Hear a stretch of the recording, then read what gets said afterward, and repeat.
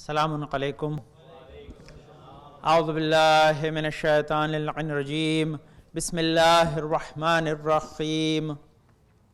الحمد للہ رب العالمین بارئ الخلائق اجمعین فاطر السماوات والارضین ثم الصلاة علی رسولہ الکریم جد الحسن والحسین مولانا و مولا الثقلین بالقاسم محمد. اللہم صل علی محمد وآل محمد واہل بیتہ الطیبین الطاہرین المعصومین الغر المیامین المحجلین واللعنۃ علی اعدائہم اجمعین وغاصب حقوقہم ومنکر فضائلہم من یومنا ھذا الی قیام یوم الدین. اما بعد فقد قال اللہ تعالی فی کتابہ الحکیم وقولہ الحق. بسم اللہ الرحمن الرحیم. والعصر ان الانسان لفی خسر الا الذین آمنوا وعملوا الصالحات وتواصوا بالحق وتواصوا بالصبر. اللہم صل علی محمد وآل محمد. اوصیکم بتقوی اللہ ونظم امرکم.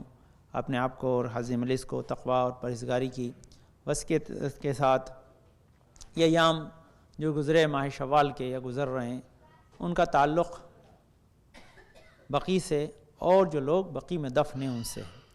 لازمی اب جو 15 شوال آئے گی وہ روایت کے مطابق ہمارا آپ کے چھٹے امام جعفر صادق علیہ السلام کی اللہم صلی محمد وآل محمد کی شہادت سے مترادف ہے. اور 8 شوال جو گزری وہ انہدام جنت البقیع کے جو ابن سعود نے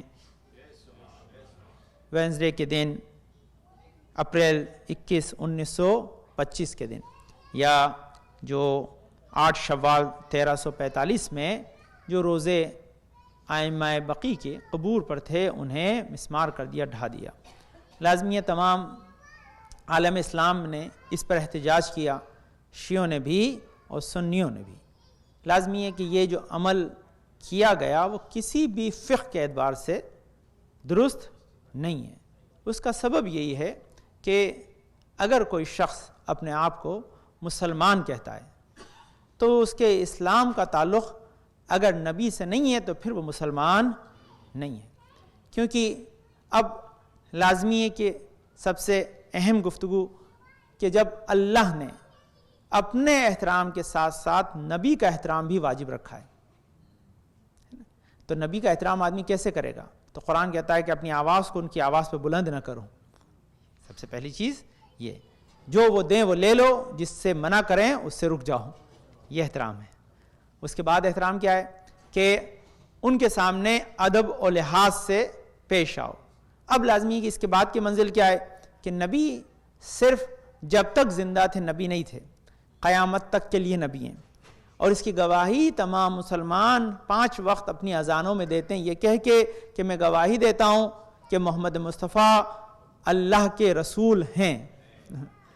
تو یہ گواہی اس بات کی ہے کہ ہیں کا مفہوم یہی ہے کہ ان کی زندگی میں یا ان کے مرنے کے بعد ان کے احترام میں کوئی فرق نہیں آئے گا. جیسا احترام ان کا ان کی زندگی میں تھا ایسا ہی احترام ان کے مرنے کے بعد بھی ہوگا. اچھا، یہ پیغام صرف ہمارا نہیں ہے، یہ پیغام خود نبی کا ہے. کہ نبی نے کہا ہے کہ اگر کوئی شخص میری مرنے کے بعد زیارت کرے تو گویا اس نے میری ایسا ہے کہ جیسے میری زندگی میں زیارت کی ہے، مجھے کوئی فرق نہیں پڑتا. تمہاری نگاہوں سے میں اوجھل ہوں، تم میری نگاہوں سے اوجھل نہیں ہو. اس لیے دوسری پھر حدیث میں کہا کہ جب کوئی سلام کرنے والا سلام کرتا ہے تو خدا اس کے سلام کو مجھ تک پہنچاتا ہے اور مجھ کا جواب دیتا ہوں. تو لازمی ہے کہ یہ منزل یہی ہے کہ اگر انسان نبی کا احترام کرے گا تو مسلمان کہلائے گا، اگر نبی کا احترام نہیں کرے گا تو مسلمان نہیں کہلائے گا. اب لازمی ہے کہ اس احترام کا طریقہ کیا ہے؟ احترام کا طریقہ یہی ہے کہ سب سے پہلی چیز جو یہاں میں نے گفتگو کو چھوڑا تھا 2 مجالس میں، جنت البقیع میں مجلس ہوتی ہے اس میں بھی، یہاں بھی، کہ اس میں یہ احتجاج جو ہم کرتے ہیں 8 شوال کا یہ 2 چیزوں پہ مبنی ہے. 2 اس میں مین پوائنٹ ہیں. ایک کیا ہے کہ ایک حق ہے ان ائمہ اطہار کا کہ جنہوں نے دین کی خدمت میں اپنی پوری زندگی لگا دی، تو ان کی تجلیل اور ان کی عزت اور وقار کا خیال رکھتے ہوئے ان کی قبور کے نشان واضح ہونے چاہیے، ان کے اوپر باقاعدہ روزوں کی تعمیر ہونا چاہیے. یہ ان کا حق ہے، کیونکہ انہوں نے جب سب کچھ اللہ کے لیے دے دیا تو اللہ والوں کی ذمہ داری ہے کہ ان کی یاد کو باقی رکھیں. ایک رائٹ ان کا ہے. دوسرا رائٹ کیا ہے؟ ایک رائٹ ہمارا ہے. وہ رائٹ ہمارا کیا ہے کہ ہم سے بار بار کہا گیا ہے کہ تم نبی کی زیارت کو جاؤ، اولیاء اللہ کی زیارت کو جاؤ، ائمہ کی زیارت کو جاؤ. جب ائمہ کی زیارت کو آدمی جاتا ہے تو لازمی ہے جب زیارت کو جائے گا تو قبر کی زیارت کرے گا. یہاں سے عرض کیا تھا کہ رسول کی تمام سنی شیعہ کتابوں میں حدیث ہے کہ کوئی شخص جمعے کے دن، آج کا دن ہے بہت امپورٹنٹ دن ہے، کہ اگر کوئی شخص جمعے کے دن اپنے والدین کی قبر پر، دونوں میں سے یا کسی ایک کی قبر پر اگر جائے گا تو خدا اس کے گناہوں کو بخش دے گا اور اسے شقی اور بدبختوں میں نہیں لکھے گا بلکہ نیک و صالح اولاد میں لکھے گا. تو اس کا مفہوم کیا؟ اگر ہم اپنے والدین کی قبر کی زیارت کو چلے جائیں تو یہ ثواب پائیں جو امت کے والدین ہیں. یہ ہم نے نہیں کہا ہے بلکہ رسول نے کہا انا ولی ابوی حاذ الامہ، میں علی اس امت کے والد ہیں. تو لازمی ہے کہ ابوی حاذ الامہ کا دونوں اپنے آپ کو والد کا ہے تو ان کی زیارت کا شرف و ثواب کچھ اور ہوگا. تو وہ شرف و ثواب کیا ہے؟ رسول فرماتے ہیں کہ اگر کوئی میری زیارت کو آئے گا تو اس کی شفاعت مجھ پہ واجب ہو جائے گی. اس کی من زارنی بعد موتی فکانما زارنی فی حیاتی، کسی نے اگر میرے مرنے کے بعد زیارت کی تو گویا اس نے میری زندگی میں زیارت کی. پھر آگے کہتے ہیں کہ اگر کسی شخص نے مجھے زیارت کی تو دونوں اعتبار سے دو تین حدیثیں کہ من زارا قبری اور من زارتی کنت لہو شفیعن، جو انسان میری زیارت کرے گا اس کی شفاعت مجھ پر واجب ہو جائے گی. اس کے بعد پھر کہتے ہیں کہ من حج البیت ولم یزرنی فقط جفانی، کوئی حج پہ جائے اور میری زیارت کو نہ آئے تو اس نے میرے پر ظلم کیا، میرے حق کو ادا نہیں کیا. پھر کہتے ہیں من حج فزار قبری بعد وفاتی کانا کمن زارنی فی حیاتی، کوئی شخص حج کو جائے اس کے بعد میری زیارت کو آئے تو اس نے اگر میری زیارت کی گویا اس نے میری زندگی میں میری زیارت کی. یہ مرنے کے بعد میری زیارت گویا ایسے جیسے اس نے میری زندگی میں زیارت کی.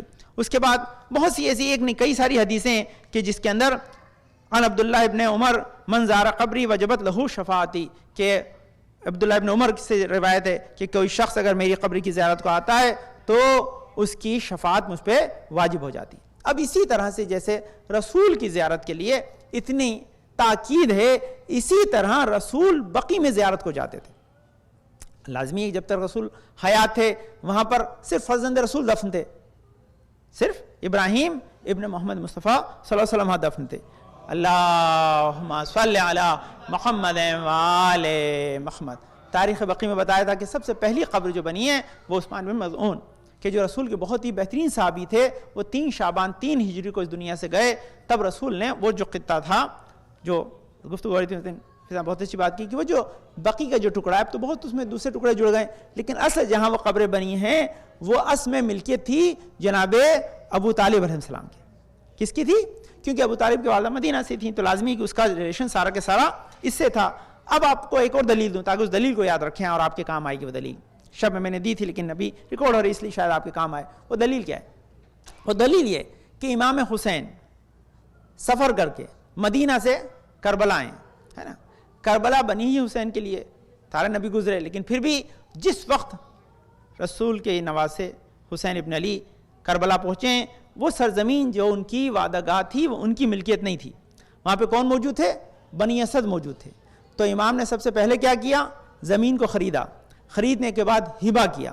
ہبہ کرنے کے بعد ان سے 3 مطالبات کیے.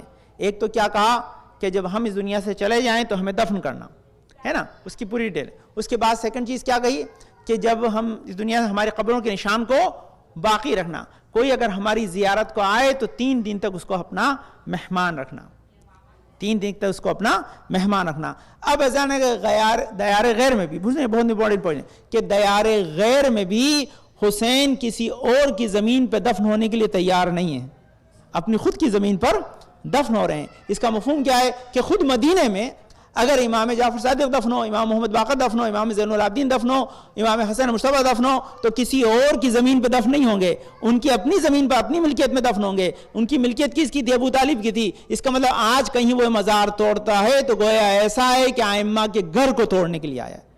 ان کی ملکیت، اس کا ان کے باپ کی ملکیت تھوڑی کہ جو چاہیں کر. یہ تو خود ملکیت کس کی ہے؟ ائمہ طاہرین کی. ائمہ طاہرین کی جو ہے خود قبروں کے اوپر اگر مزار بنے ہوئے تو ان مزاروں کو توڑنا ان کا رائٹ نہیں ہے. اس لیے اب جب ان کی ملکیت ہے تو لازمی چاہنے والوں آپ کائنات میں دیکھیں, میں نے بہت سمپلی عرض کیا کہ آپ جہاں چلے جائیں, ہندوستان ہو, پاکستان ہو, آپ ایجپٹ میں چلے جائیں, آپ جو ہے افغانستان میں چلے جائیں, جہاں چلے جائیں, آپ کو جہاں بھی جگہیں اہل بیت سے منسوب ہیں وہ ان کی ملکیت ہیں, پہلی چیز. دوسری چیز کیا, وہاں سب جگہ پر مزار ہیں. آپ کو کہاں سے لے کے چلوں تاکہ آپ جلدی سے پہنچ جائیں, راؤنڈ کٹا دوں. سب سے پہلے اجمیر میں خواجہ غریب نواز چشتی, دلی میں جائیں گے آپ کو وہاں پر نظام الدولہ, اوپر جائیں گے عزیزان گرامی آپ پورے سندھ سے گزرتے ہوئے چلے جائیے, آپ پورے پاکستان میں 10 جگہ آپ کو جو ہے اولیاء اللہ ملیں گے. اس کے بعد آپ پورے ایران میں چلے جائیں گے, جتنی جگہ پر جائیں گے, صرف معصومین کی بات نہیں ہے, جو فرزندان جو ہے معصوم ہیں, جو خود معصوم نہیں ہے لیکن ان کو بھی امام زادوں کے طور پر سب کی قبریں موجود ہیں. شاہ چراغ کی قبر ابھی ہم لوگ شیراز کے اندر موجود ہے, وہ کون ہے؟ امام موسیٰ کاظم کے فرزند ہے. معصومہ قم کی قبر کہاں موجود ہے؟ قم میں موجود ہے. یعنی جہاں جہاں آپ جائیں گے سب جگہ پر قبریں موجود ہیں. اس کا مطلب افغانستان میں جائیں گے, آپ کو پتہ مزار شریف کیا ہے؟ مزار شریف وہ جگہ ہے جہاں یہ احتمال ہے کہ مولا کائنات کا ایک تابوت آ کر دفن ہوا ہے, کیونکہ جب مولا کائنات کو دفن کرنے کے لیے چلے تھے تو 3 یا 4 تابوت الگ الگ ڈائریکشن میں گئے تھے. اس لیے گئے تھے تاکہ کسی کو پتہ نہ ہو کہ یہ علی کہاں دفن ہو رہے ہیں. آپ بتائیے زین گرامی, جو 4 سال 9 مہینے حکومت کر کے عدل و انصاف سے سب کو ان کا حق دے دے, اس کے بعد اس کے دفن کو چھپ کر کیا جائے, یہ کتنا بڑا ظلم ہے. اسلام تاریخ کرنے کبھی اس کو دیکھا نہیں ہے, لیکن جب گئے تو منزل کیا ہے کہ وہاں مزار شریف میں مولا دفن نہیں, تو نجف میں دفن ہے. جو ہمارے پاس ائمہ نے تمام نے روایتوں سے بچایا وہ یہ, لیکن آج بھی ان کی جہاں قبر کے نشان پر بھی آج وہاں پر بہت بڑا مزار بنا ہوا ہے. آپ جناب زینب کے لیے عزیزان گرامی کیا ہے, 2 جگہ احتمال ہیں, تو آزان دونوں جگہ روزہ بنا ہے. مصر میں بھی روزہ بنا ہوا ہے اور اس کے بعد شام میں بھی روزہ بنا ہوا ہے. کون ہے؟ دختر علی ہیں. تو اس کا مفہوم کیا, آپ جہاں چلے جائیں گے, جتنی جگہ چلے جائیں گے, علاوہ بقی کے ہر جگہ روزہ ہے. آپ سوال کا آپ جواب دیں عزیزان گرامی. وہ کہتے ہیں میجورٹی رائٹ ہوتی ہے.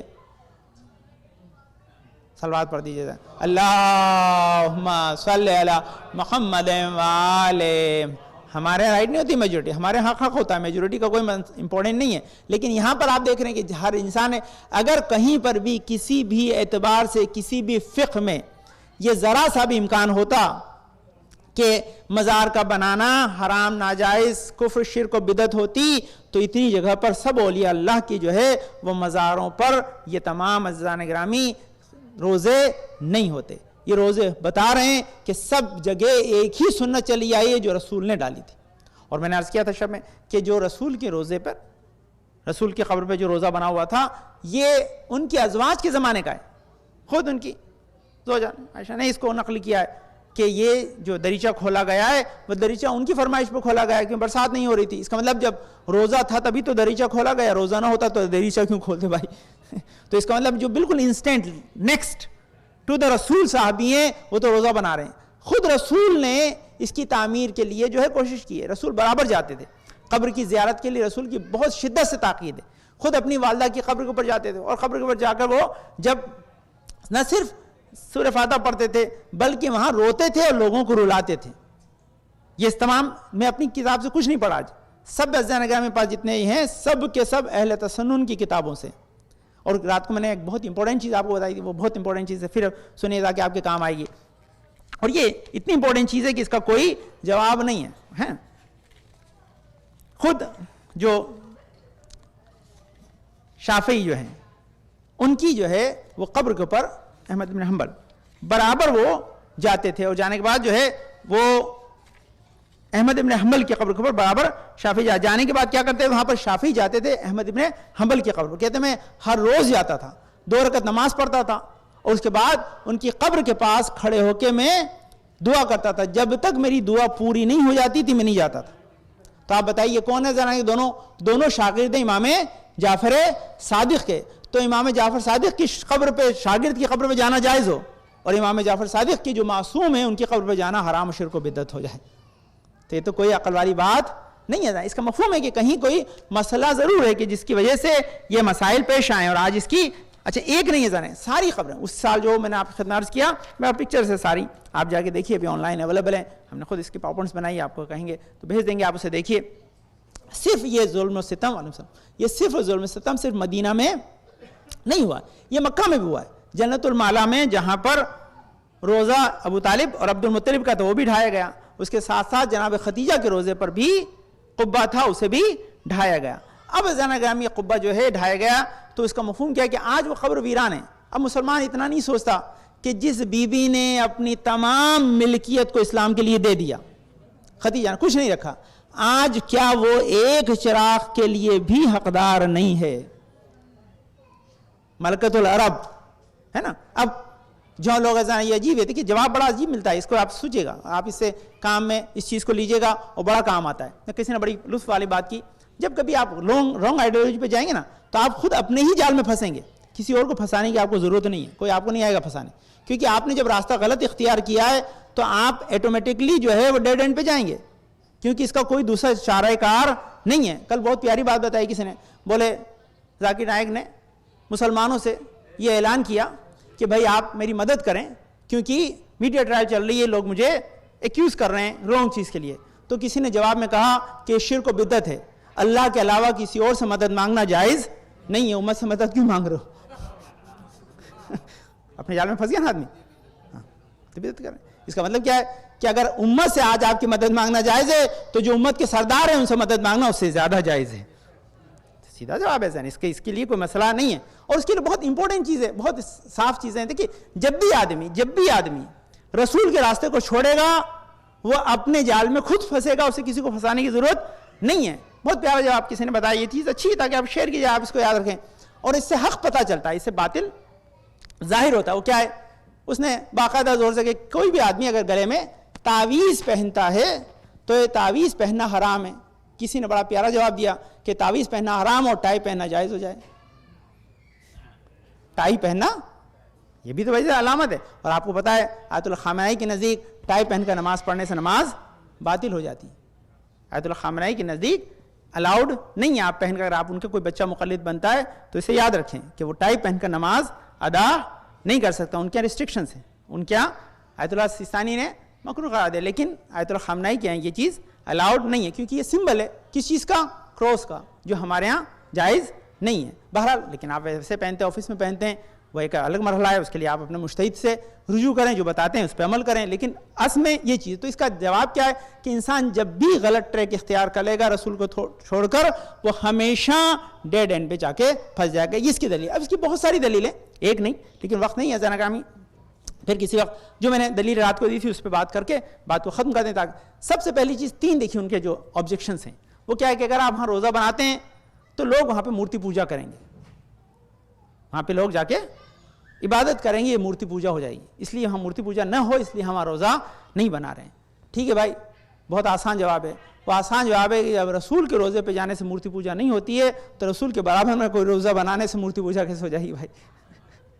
رسول کا روزہ تو برابر میں سامنے بنا ہوا ہے نا. اس کا بھی میں نے جواب دیا تھا, بھائی 2 روزے رسول کا روزہ بڑا عالی شان بنا ہوا ہے, کوئی روزہ بنائیں گے تو رسول کے روزے کی عظمت میں کمی آئے گی. تو اس کا جواب بہت پیارا زین گرامی, اس لیے امام حسین نے حضرت عباس کو جدا دفن کیا تھا تاکہ 2 روزے عالی شان برابر میں کھڑے ہوں, دونوں اپنی عظمت کا نشان بنے, کوئی ایک دوسرے کی کمی کا سبب نہ بن جائے. تو یہ بھی جواب ہے زین. اس کے بعد منزل کیا ہے؟ منزل یہ کہ جو اہم چیز کہ خود قرآن نے اس کی تاکید کی ہے. قرآن نے کیا تاکید کی ہے؟ قرآن نے ہم سے مطالبہ کیا ہے. وہ کیا کہا ہے کہ یہ سورہ بقرہ کی آیت نمبر 125 ہے, وَاتَّخِذُوا مِن مَقَامِ إِبْرَاهِيمَ مُصَلًّى, کہتے ہیں کہ تم مقام ابراہیم کو اپنی نماز کے لیے مصلی بنا لو. مصلی بنا, اس کا مطلب کیا ہے؟ آج جو بھی آدمی نماز پڑھتا ہے کہاں پڑھتا ہے؟ مقام ابراہیم کے پیچھے پڑھتا ہے, مقام ابراہیم کی طرف رخ کر کے پڑھتا ہے. اگر مقام ابراہیم کی طرف رخ کر کے نماز پڑھنا شرک و بدعت نہیں ہے تو ائمہ طاہرین کی قبر کے برابر میں کھڑے ہو کر نماز پڑھنا شرک و بدعت نہیں ہوگی. لے آپ کہتے ہیں نہیں آپ وہاں مقام ابراہیم میں تو پتھر ہے, آپ تو ہمیں قبر بتائیے. تو چلیے آئیے برابر میں حتیم بھی, بھائی حتیم کو نہ بھول جانا. حتیم میں کون ہے؟ جناب اسماعیل ہیں. حتیم میں کون ہے؟ جناب حاجرہ ہیں. حاجرہ اور اسماعیل کی قبر کو جو ہے قبلہ بنا کے نماز پڑھنے سے نماز میں شرک و بدعت نہیں ہوتی, نماز نہیں ٹوٹتی. امام جعفر صادق کی قبر کی طرف آدمی رخ کر لے تو نماز باطل ہو جاتی ہے. تو اس کا مفہوم ہے کہیں نہ کہیں آدمی پھنستا ہے. اس کا ریزن یہ ہے کہ جب بھی آدمی رونگ لوجک استعمال کرے گا کہیں نہ کہیں وہ کرے گا. تو اس کا دلیل یہ ہے کہ ساری دلیلیں بہت وقت نہیں ہے میرے پاس, لیکن بس خلاصہ یہ کہ یہ 8 شوال کا جو ہمارا احتجاج ہے یہ 2 لحاظ سے. ایک, ائمہ طاہرین کے حق کو دلانا چاہتے ہیں کہ انہوں نے جو کچھ دین کے لیے کیا اس کے اعتبار سے ان کی تجلیل کے وہاں روزہ ہونا چاہیے. یہ پہلا. دوسرا ہمارا رائٹ ہے, ہمارا اپنا رائٹ ہے. وہ اپنا رائٹ کیا کہ ہم جب قبر کی زیارت کو جائیں تو ہمیں پتہ ہونا چاہیے کہ جس کی قبر کی زیارت کو گئے وہ قبر کہاں ہے. آج وہاں کوئی نام لکھا ہوا نہیں ہے, یہ تو چاہنے والے اپنی محبت سے اپنے دلوں میں نام لکھ کر جاتے ہیں, اس لیے پہچان پاتے ہیں. ورنہ عام آدمی جو مسلمان آتے ہیں جن کو پتہ نہیں, ان کو پتہ نہیں کہ یہاں کون دفن ہے. وہ کوئی بتانا, اور کوئی بتانا بھی چاہتا ہے تو مشروطے کھڑے ہیں جو بتانے سے منع کرتے ہیں, ہے نا. اب یہ اس کی دلیل کیا ہے, کیوں ایسا ہے, اس کی دلیل دی تھی 3. سن لیجیے بات ختم. کیا ہے کہ اس لیے کیونکہ کسی نے امام جعفر صادق سے آگے سوال کیا, اللہم صلی علی محمد وآل محمد, کہ مولا آپ کے بابا یعنی امام محمد باقر کی زیارت کا ثواب کیا ہے. تو انہوں نے بتایا کہ جو آدمی میرے والد کی قبر کی زیارت کرے گا خدا اس کے لیے جنت کو واجب کر دے گا, ہے نا. اب لازمی کہ یہی چیز آپ دیکھیے امام حسن کے لیے, خود رسول کی حدیث ہے, ہماری نہیں ہے, رسول کی حدیث میں اس دن امام حسن کی ولادت کی آپ خود پڑھی تھی. وہ کیا ہے کہ امام حسن کے لیے رسول کی حدیث, جو کوئی میرے فرزند حسن کی زیارت جا کے کرے گا تو خدا قیامت میں پل صراط پہ اس قدم کو لرزنے سے بچا لے گا. اس کا قدم پل صراط پہ نہیں لرزے گا. کیوں؟ کیونکہ اسے حسن کی مدد مل جائے گی وہ زیارت کی وجہ سے. اگر آپ زیارت کو جاتے ہیں, ہر امام کی زیارت کے لیے یہ, اور بہت بہترین دلیل تھی کہ جب امام محمد تقی کہہ رہے ہیں معصومہ قم کے لیے کہ من زار امتی بقم وجبت لہ الجنہ, کوئی میری پھوپھی کی زیارت اگر قم میں کرے گا تو جنت اس پہ واجب ہو جائے گی. تو زان گرامی معصومہ قم دختر ہیں امام موسی کاظم کی جو 7ویں امام ہیں, اگر ان کی زانہ میں زیارت سے ثواب مل رہا ہے تو رسول کی دختر فاطمہ زہرا کی زیارت کا اجر کیا ہوگا. تو اس کا مفہوم ہے کہ یہ چیزیں ہیں. تو اس کا ہمارا رائٹ ہے, ہم جائیں قبر کا پتہ لگائیں کہاں قبر ہے, قبر کھڑے ہو کر ہم زیارت پڑھ سکیں. اور زیارت جب پڑھ سکیں, اور آخری بہت خوبصورت دلیل دی تھی, وہ دلیل یہ تھی کہ تمام اہل تسنن اس بات کو مانتے ہیں کہ شہداء عام مرنے والے جیسے نہیں ہوتے, ان میں فرق ہے. رسول برابر شہداء احد کی زیارت کو جاتے تھے, وہاں قبہ بنا ہوا تھا اسے بھی توڑا گیا ہے. جناب حمزہ کی قبر پر بھی مزار تھا, سبھی جگہ مزار تھے, یہ توڑے گئے. اب منزل کیا ہے کہ جب جاتے تھے تو جا کے زیارت پڑھتے تھے, جا کے وہاں دعا کرتے تھے, وہاں کی دعا قبول ہوتی ہے. یہ تمام روایتیں ہیں. لیکن اہم چیز کہ جب آدمی زیارت کے لیے جاتا ہے تو زیارت جب پڑھتا ہے تو اسے پتہ ہونا چاہیے کہ جگہ کیا ہے, مقام کیا ہے, تاکہ وہاں پر کم سے کم جا کر وہ اپنی زیارت کو کر سکیں. کیونکہ زیارت کا ثواب یہی ہے, اس وقت ملے گا جب انسان جائے. تو جب انسان زیارت کے لیے جا رہا ہے تو زیارت کے لیے جگہ کا معین کرنا اور اس کا پتہ بتانا لازمی ہے, تبھی آدمی زیارت کو کر سکتا ہے. اگر نہیں بتائیں گے تو پھر زیارت کیسے کرے گا. تو سب سے پہلی عائشہ سے ایک روایت اس کتاب میں لکھی ہے بہت خوبصورت, کہتے ہیں جب تک وہاں پر رسول خدا دفن تھے اور ان کے والد دفن تھے خلیفہ اول, کہتے ہیں میں جب بھی اس جگہ جاتی تھی تو میں بغیر حجاب کے جاتی تھی, مجھے حجاب پہننے کی ضرورت نہیں ہوتی تھی. کیوں؟ کیونکہ حجاب پہنے, اچھا دیکھیے اس میں 2 چیزیں. اول یہ کہ اوپن جگہ نہیں تھی, کہ اوپن میں تو زوجہ رسول ہیں بغیر حجاب کے جا ہی نہیں سکتی, اس کا مطلب کوئی کلوز پلیس تھا. نمبر. دوسری چیز کیا ہے, اب انہوں نے خود نے دلیل دی ہے کہ اس لیے میں حجاب نہیں پہنتی تھی کیونکہ وہاں پر میرے شوہر دفن اور والد دفن, ان سے حجاب کیسا. لیکن جب خلیفہ دوم دفن ہو گئے تو اس کے بعد میں کبھی بغیر حجاب کے نہیں گئی. حدیث آپ کے سامنے لکھی ہے, میرے پاس پرنٹڈ ہے, جب چاہے کہ لے جائے گا, 2 کاپی ہو گئی, ایک ایکسٹرا چاہیے تو لے جائیے گا. تو اس کا مفہوم کیا ہے کہ وہ سمجھتی تھی کہ ہر مرنے والا برابر نہیں ہوتا. اب بہرحال ان کا سمجھنا اپنی جگہ ہے, ہمارا سمجھنا اپنی جگہ, لیکن بہرحال ایک بات سمجھ میں آ گئی, وہ بات سمجھ میں آ گئی کہ اگر وہ زیارت کر سکتی ہیں تو ان کے ماننے والوں کو زیارت کرنا چاہیے. اگر نہیں کرتے ہیں, نہیں زیارت کرنے جان دیتے, تو اس کا مطلب ان کا ٹریک کچھ اور ہے. وہ ٹریک نہیں ہے کہ جو ازواج رسول کا ہو یا اولاد رسول کا ہو یا ائمہ طاہرین کا ہو. بس یہ پیغام تھا نا, اپنے ذہنوں میں رکھیں, بچوں کو بتائیں, کیونکہ یہ 8 شوال تقریباً 90+ ایئرس ہو گئے ہم اس کے احتجاج کرتے ہیں. اور احتجاج اس لیے کرتے ہیں تاکہ کم سے کم اس کا فائدہ ہمیں یہ ہو کہ ہم جنت البقیع کے تعمیر کرنے والوں میں شمار ہوں, ڈھانے والوں میں شمار نہ کیے جائیں. یہ احتجاج کا ہے, احتجاج کا سب سے بڑا مسئلہ ہے. اور دنیا میں آج یہ ہے بجائے, آج جو تمام باتیں ہو رہی ہیں, جب بھی ٹیررزم ہوتا ہے تو اکثر لوگ ہم سے سوال کرتے ہیں کہ بھئی آپ 2 ہی ہو, یا تو اس ایکٹ کو کنڈم کرو یا آپ اس کے ساتھ سمجھے جاؤ گے. سمپل لوجک ہوگی نا. تو اس کا مطلب کیا ہے کہ ہم 8 شوال کے دن 2 ہی چوائس بچتی ہے, یا تو ڈھانے والوں کے ساتھ ہو جائیں یا ڈھانے والوں کے خلاف آواز کو بلند کریں. جہاں بھی ہیں, جیسے بھی ہیں, کم سے کم اپنی آواز کو بلند کر کے بتا دیں کہ ہم ان لوگوں میں شامل نہیں ہیں کہ جنہوں نے 8 شوال کے دن ائمہ طاہرین کے روزوں کو ڈھا دیا تھا. اب آخری بات, بے شمار لیکن خاص اور اہم چیزیں میں آپ کو وہ چیز بتاؤں جو آپ ہمیشہ یاد رکھیں. آپ ماشاءاللہ اکثر زیارتوں گئے ہیں اور اپنی زیارتوں سے آپ واقف ہیں. آپ میں سے اکثر لوگ جو زیارت پہ گئے وہ سب سے پرانے قبرستان، وہ مولا کائنات کی دفن سے نہیں ہے اس کا آغاز اس سے پہلے سے 3000 4000 سال پرانا قبرستان ہے. کون سا؟ وادی السلام. کہاں ہے؟ نجف میں، امام علی کے روضے کے سامنے. اس مزار میں اگر آپ اس قبرستان میں آپ جائیں گے تو اس قبرستان میں جانے سے کیا ہوگا؟ جانے گا آپ وہاں پر جناب صالح کی قبر دیکھیں گے. خالی ہے کہ مزار ہے؟ مزار ہے. کس نے بنایا بھائی؟ اچھا اس کے بعد میں آپ کو بہت دور تک لے جاتا. ہم لوگ گئے سارے لوگ ماشاءاللہ، یہاں بہت سے لوگ اس میں بیٹھے ہیں، ہم لوگ یہاں بھائی وغیرہ کے ساتھ. تو ہم لوگ پیلسٹائن جب گئے تھے، کس کس کے مزار پہ تھا؟ جناب ابراہیم کا مزار کہاں ہے؟ مسجد میں. ہم نے نماز پڑھی وہاں پہ. یوسف کا کہاں ہے؟ مسجد میں. جناب داؤد کا کہاں ہے؟ مسجد میں. جناب جبکہ ہمارے پاس ایگزیکٹ پتہ نہیں ہے کہ موسیٰ کہاں دفن ہوئے ہیں، لیکن جس جگہ پر وہ لے جاتے ہیں وہ بھی مسجد ہی ہے، وہ بھی مسجد ہی. اس کا مطلب کیا ہے کہ جتنے انبیاء تھے ان کے زمانے میں شرک نہیں تھا. صلوات پڑھیے اللہم صل محمد محمد. جا کے گھوم کے تو بھائی. اب آخری بات ہے کہ دیکھیے سب سے بڑے کہ پھر ڈھایا کیوں گیا مزار؟ تو اس کا جواب یہ زان گرامی کی قبر کا نشان اس لیے مٹایا گیا کہ جہاں قبر تھی وہ قبر سب سے پہلے جو بنی فاطمہ زہرا کی تھی. وہ جو قبر بنی وہ 18 سال میں بنی. آنے والا جب پوچھتا کہ یہ 18 سال کی جو ہے وہ رسول کی بیٹی یہاں کیوں دفنے، تو جواب میں کہتے کہ یہ ان کے دفن ہونے کا سبب یہ کہ یہ شہید ہوئی ہیں. دوسرا سوال ہوتا ان کو شہید کس نے کیا گیا تھا، کس طرح سے شہید ہوئی تھی. بھئی اسی سوال کا جواب نہ دینا پڑے اسی لیے قبر سے نشان کو مٹا دیا گیا. یہ ہے ذہن کا ایک ریزن اور ایک لاجک. اور بھی بہت سے ہیں لیکن یہ سب سے بڑا ریزن ہے کہ اس وجہ سے اب لازمی ہے کہ جب فاطمہ زہرا کی قبر سے ہٹا دیا گیا تو فرزند فاطمہ زہرا امام حسن دفن ہوئے، ان کے ساتھ بھی وہی ہے.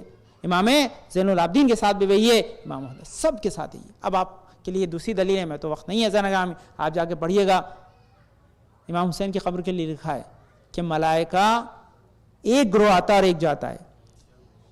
ائمہ طاہرین وہ ہیں کہ جن کی زیارت کے لیے فرشتے متمنی ہوتے ہیں، وہ آنا چاہتے ہیں. تو جہاں کوئی زیارت کا متمنی ہے تو فرشتہ صفت ہے، اور کوئی زیارت سے اگرچہ انکار کرتا ہے تو وہ وہی ہے کہ جو آدم کو جنت سے نکلوانے والا ہے، جو فرشتوں کا مخالف ہے کہ جس کو اللہ نے شیطان سے تعبیر کیا. بس اللہ خدا ہم کو توفیق دے کہ امام زمانہ کا جلد جلد ظہور ہو اور ہم سب مزدوران بقی میں شامل ہو سکیں. اللہم صلی علی محمد وعلی محمد، اللہم صلی علی محمد وعلی محمد. بسم اللہ الرحمن الرحیم. اللہم ارزقنا ایمانا صادقا ولسانا ذاکرا وقلبا خاشعا وبدنا صابرا وعلما نافعا وعملا متقبلا ورزقا واسعا وزوجتا صالحا ولدا صالح. پالنے والے تجھے واسطہ اپنے پاک میں شفاء کامل عاجل عطا فرما، جنت پریشان کو دور فرما دے، ہمارے توفیقات میں اضافہ فرما، ہمارے بزرگ صاحب ہمارے سرور وسلم ساتھ محفوظ رکھ، ہمیں اس وقت دنیا سے اٹھائیں تک ہمارے گناہوں قلم میں پھیر دے. حاضر مجلس کے نیک حاجات مراد قبول فرما. پالنے والے جہاں کے بھی شان حیدر کرام جان و نزت و کی حفاظت فرما. حاضر مجلس جماعت میں جنات بیمار ہیں، مخصوصاً عابدہ بنت حسن بھائی، پانے والے نوشاد بن فتوی بھائی، بانو بن بنت کنی بھائی، مقصود بھائی بن غلام حسین آصف بھائی بن فقیر محمد، پانے والے اور جماعت بیمار سب کو شفاء کامل عاجل عطا فرما. پانے تازہ مرحوم محمد البھائی ابن پیارے بھائی کو جوار رحمت میں جگہ عطا فرما. پالنے والے ہمارے مرحومین کی مغفرت فرما، ہمارے امام زمانہ کے ظہور میں تعجیل عطا فرما، ہم کو ان کے انصار و اعوان میں قرار دے. بسم اللہ الرحمن الرحیم. انا اعطیناک الکوثر فصل لربک وانحر ان شانئک هو الابتر. اللہم صل علی محمد وآل محمد. اللہم صل علی محمد وآل محمد. اللہم صل علی محمد وآل محمد. عجل فجر. اعوذ باللہ من الشیطان الرجیم. بسم اللہ الرحمن الرحیم. الحمدللہ رب العالمین بارئ الخلائق اجمعین فاطر السماوات والارضین. پاک و منزہ پردہ اس کائنات تو ہستی کو خلق کرنے والا ہے. پاک و منزہ پردہ ہمارے دل کے حال کو جاننے والا ہے. پاک و منزہ پردہ جو ہمارے ذرہ برابر بننے کی بدی کا حساب کتاب رکھتا ہے. پاک و منزہ پردہ بڑا عفو و بخشش کرنے والا ہے. پاک و منزہ پردہ جس نے ہمارے ہدایت کے سامان کو فراہم کیا، نبی کا انتلانی سلسلہ بھیجا. صلاۃ والسلام علی خاتم النبیین محمد مصطفیٰ صلی اللہ علیہ وسلم محمد وآل محمد. الصلاۃ والسلام علی علی ابن ابی طالب. اللہم صل علی محمد وآل محمد. الصلاة والسلام على فاطمة الزهراء سلام الله عليها اللهم صل على محمد وآل محمد الصلاة والسلام على حسن بن علي اللهم صل على محمد وآل محمد الصلاة والسلام على حسين بن علي اللهم صل على محمد وآل محمد الصلاة والسلام على علي بن الحسين اللهم صل على محمد وآل محمد الصلاة والسلام على محمد بن علي اللهم صل على محمد وآل محمد الصلاة والسلام على جعفر بن محمد اللهم صل على محمد وآل محمد الصلاة والسلام على موسى بن جعفر اللهم صل على محمد وآل محمد الصلاة والسلام على علي بن موسى الرضاح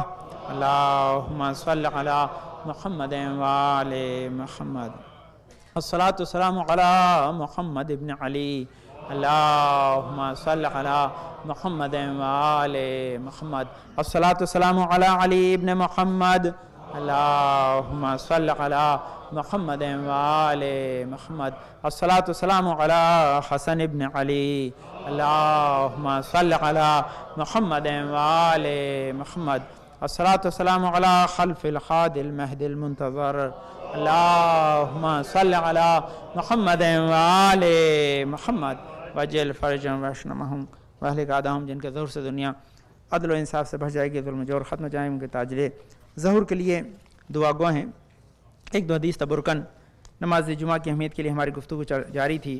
دوسرے خطبے میں نے عرض کیا تھا نماز جمعہ ایک اہم فریضہ ہے کہ جو ہدایت اور انسان کے ایمان کی جلا کا ذریعہ بنتا ہے۔ اس کا سبب یہ کہ اس میں خطبے رکھے گئے ہیں اور خطبوں میں جو بھی نماز جمعہ کو لیڈ کرتے ہیں انہیں جن چیز کو بیان کرنے کی تاکید کی گئی ہے اس میں تقوی ہے، تقوی کے بغیر ایمان نہیں ہے۔ دوسری چیز حالات حاضرہ ہیں کہ جو کرنٹ سچویشن سے اس کے اوپر ڈسکشن کیا جائے، یہ دو چیز تاکید سے بیان کی جاتی ہے۔ باقی جو بھی سبجیکٹس ہیں ان پر ڈسکشن ہوتا ہے تاکہ انسان اس کی وجہ سے اپنے علم میں برابر اضافہ کر سکے، کیونکہ کم سے کم اگر ہفتے میں ایک دن وہ دینی معلومات سے اپنے آپ کو بہرور نہیں کرے گا تو اس کا ایمان تر و تازہ نہیں رہے گا۔ میں نے عرض کیا کہ بغیر ایمان کیا ہے؟ بلیو ہے۔ بلیو کیا ہے؟ جو چیز جانتے ہیں اس کو ماننا۔ جاننے اور ماننے میں یہ فرق ہے، اگر جانتے ہیں تو اور بات ہے، مانتے ہیں تو اور بات ہے۔ کوئی چیز جاننا ضروری نہیں کہ ہم اسے مانتے بھی ہوں، لیکن اگر مانتے ہیں تو اس کے پیچھے لاجک ہوتی ہے، جب مانتے ہیں اسی کو ایمان کہتے ہیں۔ تو لازمی ہے کہ جب نماز جمعہ ہوتی ہے تو خطبوں میں دونوں چیز بتائی جاتی ہے، آپ کو بہت سی چیزوں سے آگاہ بھی کیا جاتا ہے، دلیل بھی دی جاتی ہے تاکہ آپ جان بھی لیں اور مان بھی لیں، یہ دونوں چیز اس میں کام آتی۔ تو اس کا نتیجہ کیا ہوتا ہے؟ جیسے بہت سمپل آنسر اور اس کے بعد یہ حدیث کہ یہ کہ اگر پیڑ کو آپ پانی نہیں دیں گے تو مرجھا جائے گا، اسی طرح اگر آپ ایمان کو علم نہیں دیں گے تو پھر زندہ نہیں رہ پائے۔ علم کے لیے جو جگہ ہے وہ یہی ہے، ریسپیکٹڈ جگہ۔ دیکھیے لازمی ہے آپ بہت سی عمر کے مرحلے میں معلم کے پاس جا کے علم حاصل نہیں کر سکتے، وہ زمانہ جب گزر جاتا ہے تو آدمی کو شرم آتی ہے، لیکن ہمارے یہاں مجلس اور خطبے ایسی جگہ کہ کسی عمر میں کوئی بھی آ کے بیٹھے، کوئی اچھا اوبرہ کا مسئلہ نہیں ہے، انسان کو اس میں ثواب کے ساتھ ساتھ علم بھی میسر آتا ہے۔ تو یہ تو لازمی ہے، دو حدیثیں صرف یہ کہہ دو تاکہ آپ اسے اندازہ لگائیں کہ نماز جمعہ کی اہمیت کتنی زیادہ ہے۔ اس میں سب سے بڑی چیز ہے کہ اس کی مغفرت کا سبب یہ نماز بنتی ہے۔ جو میں نے گزشتہ سے آپ خدمت کیا تھا کہ 4 لوگ ایسے ہیں کہ اپنی زندگی کا شروع سے واپس آغاز کریں، ایک جو بیمار ٹھیک ہو جائے، ایک انسان کہ جو مشرک کافر ہو وہ اسلام لے آئے، ایک وہ انسان جو حج کو انجام دے کر آئے، اور ایک وہ جو نماز جمعہ کو برگزار کر کے گیا ہے۔ اب یہاں پہ کہتے ہیں کہ کوئی اب کیسے ہوتا ہے، دیکھیے کہ یہ مغفرت کیسے ملتی ہے۔ آپ کا آنا، آپ کا پریپریشن، آپ کا ایمان، یہ سب جلا کی وجہ سے انسان کو مغفرت کی طرف لے جاتا ہے۔ لیکن دوسرا ایک سبب اور بھی، وہ بھی ہے، کہتے ہیں پیغمبر نے ارشاد فرمایا کہ اگر کوئی روز جمعہ اپنے ناخنوں کو کاٹے، اپنی جو ہے وہ داڑھی کو بنا لے، اس کے بعد اپنے دانتوں کو مسواک کر لے، اس کے بعد غسل کر کے اچھا پاک صاف لباس پہن کر جیسے ہی نماز کی طرف، مصلی کی طرف جہاں نماز ہوتی ہے اس کی طرف جاتا ہے، 70,000 فرشتے اس کے ساتھ اسکورٹ کرتے ہوئے اس کے ہمسفر بن کے اس کے ساتھ چلتے ہیں۔ 70,000 فرشتے اس کے ساتھ چلتے ہیں. نہیں 70,000 فرشتے صرف خالی نہیں چلتے بلکہ اس چاہنے والے نماز والے کے لیے استغفار پڑھتے رہتے ہیں. اب بتائیے کہ اگر 70,000 فرشتے آپ کے لیے استغفار پڑھیں تو پھر اس کا نتیجہ کیا ہوگا؟ معصوم زبان سے ایک بھی اگر دعا کر دے تو قبول ہوتی ہے. یہاں سے 70,000 معصوم دعا کر رہے ہیں. یہ کہاں ہے؟ مصدق وسائل کی جو ہے جلد 6 صفحہ 4 کے اوپر یہ حدیث لکھی ہوئی ہے. اس کا مطلب کیا ہے کہ اگر انسان کے پاس امکان ہے اور آتا ہے تو اس سے بڑی کوئی دولت اس کے لیے نہیں ہے کہ جو اس کے مغفرت کا سبب بن پائے. اب یہاں پر ایک حدیث اور کہ وقت نہیں ہے انشاءاللہ پھر کسی اور. کہتے ہیں سب سے پہلی جو اہم چیز ہے وہ کہ ہر کس از روئے ایمان بخاطر رضائے خدا بے نماز جمعہ روت برنامہ عملش اثر گرفتے است. کہتے ہیں 2 چیزیں اس تاکید کی. رسول نے فرمایا کہ کوئی آدمی ایمان کی خاطر اور اللہ کی رضایت کی خاطر نماز جمعہ میں کیوں آ رہا ہے؟ کیونکہ وہ اللہ کو راضی کرنا چاہے اور کوئی اس کا پروگرام نہیں ہے کہ آپ ڈاکٹر صاحب کو دکھانا تھا جعفری سینٹر کے پاس تو چلو نماز جمعہ بھی پڑھ لیں، صلوات پڑھ لیں، اللہم صلی علی محمد وآل محمد. وہ بھی ایک ریزن ہوتا ہے لیکن یہاں کیا یہ شرط لگائیے کہ اس کا مقصد رضایت الہی ہو اور اس کے ساتھ ساتھ کیا ہو کہ وہ ایمان کے ساتھ اور رضایت الہی کے ساتھ اگر آئے گا جمعہ کی نماز کے لیے تو اب اس سے کہا جا رہا ہے کہ اب تو اپنے اعمال کا واپس آغاز کرو، تمہارے جو ہے پچھلے چیزوں کو مٹا دیا گا. اب لازمی یہ بہت اچھی چیز ہے. اب اس کو سمپل لفظ میں کہہ کر دعا کر دوں عزیزان گرامی. کیا ہوتا ہے کہ جب ہم خدا نخواستہ گناہ گار بندہ ہے، گناہ جب کرتا ہے تو اس سے کیا ہوتا ہے انسان کی کریڈٹ خراب ہو جاتی ہے. جیسے آپ ٹائم پہ پیمنٹ نہ کریں ہے نا، آپ اپنی کریڈٹ کو نہ سنبھالیں تو کریڈٹ تو آپ کہتے ہیں ٹھیک ہے ہم نے تمہاری کریڈٹ ٹھیک کر دی ہے، اب اسے دوبارہ بلڈ کرنا شروع کر دو تاکہ واپس صحیح ہو جائے گی. تو ایسا نہ کہ ہم اپنے گناہ سے کریڈٹ خراب کر دیتے ہیں جو ہماری کریڈٹ کو پھر ٹھیک کرتا ہے، پھر چانس دیتا ہے بھیا آپ بلڈ کر دو تاکہ تمہاری کریڈٹ خراب نہ ہو، تاکہ جنت میں مکان خریدنے کے لیے کسی اور کو کوسائن نہ کرانا پڑے. اللہم صلی علی محمد وعلی محمد، اللہم صلی علی محمد وعلی محمد، اللہم صلی علی محمد وعلی محمد. اللہم ارزقنا ایمانا صادقا ولسانا ذاکرا وقلبا خاشعا وبدنا صابرا وقلبا نافعا وعملا متقبلا ورزقا واسعا وزوجة صالحا ولدا صالح. پالامت جو واسطہ اپنے پاک میں شفاء کامل عاجل عطا فرما، جنت پر شمرشان کو دور فرما دے، ہمارے توفیقات میں اضافہ فرما، ہمارے بزرگ صاحب ہمارے سرگن سلم ساتھ محفوظ رکھ، حاضر مجلس کی نیک حاجات مراد قبول فرما، ہمارے بچے جو حصول میں کامیابی عطا فرما، ہمارے بچے جو اچھے رشتوں کی تلاش میں رشتوں سے بہرور فرما، جہاں جو زیادت مشتاقن جو زیادت سے مشرف فرما، پالنے والے اپنے بچوں کی اچھی تربیت کی توفیق عطا فرما، ہمارے نسل میں امام زمانہ کے ظہور تک ان کے چاہنے والوں کو باقی رکھ، ہمارے مرحومین کے مخصوصاً اعظم محمد ابراہیم کو جوار رحمت میں جگہ عطا فرما، پالنے والے ہمارے امام زمان کو ہم سے راضی خوشنود رکھ، ہمارے امام زمان کے ظہور میں تعجیل عطا فرما، ہم کو ان کے انصار آوان میں قرار دے. بسم اللہ الرحمن الرحیم. قل هو اللہ احد اللہ الصمد لم یلد ولم یولد ولم یکن له کفوا احد. اللہم صل علی محمد وآل محمد.